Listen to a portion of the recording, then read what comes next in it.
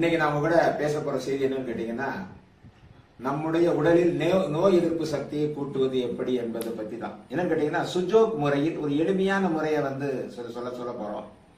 பொதுவா எல்லாரும் பார்த்திருப்பீங்க, கையை எப்படி தட்டுறது அப்படின்றது பார்த்துருங்க. சுஜோக்ல அப்படி கிடையாது. பாத்தீங்கன்னா கையை தட்ட பாத்தீங்கன்னா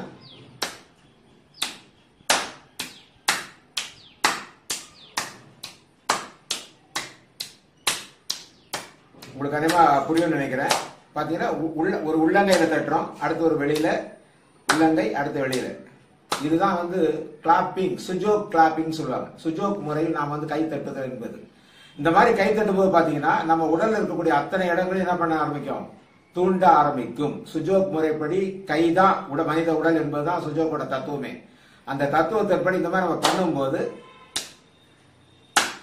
கம்ப்ளீட்டா பாத்தீங்கன்னா உடல்ல ரத்த ஓட்டம் எல்லாத்தையுமே ஆக்டிவேட் பண்ண ஆரம்பிச்சிடும். நோய் எதிர்ப்பு சக்தி கூட்ட ஆரம்பித்து விடும்.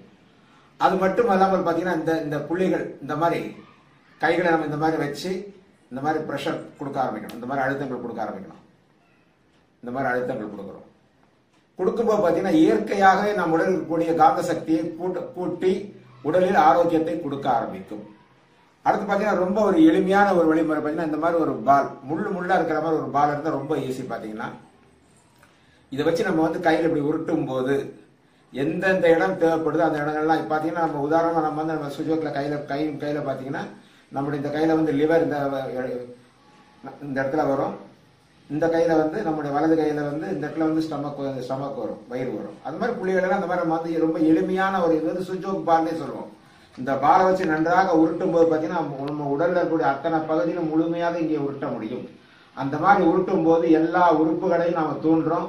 அந்த உறுப்புகளை தூண்டுவதால் உறுப்போட செயல்பாடுகள் கூடுதலாக இருக்கும், உடல் ஆரோக்கியமாக இருக்கும். உடல் இந்த மாதிரி பண்றதுனா என்ன கேட்டீங்கன்னா, உடல்ல இருக்கக்கூடிய வளரக்கூடிய திசுக்கள் எல்லாத்தையுமே ஆக்டிவேட் பண்றதுனால நம்முடைய உடல் கட்டு அமைப்பும் நன்றாக மாறும்.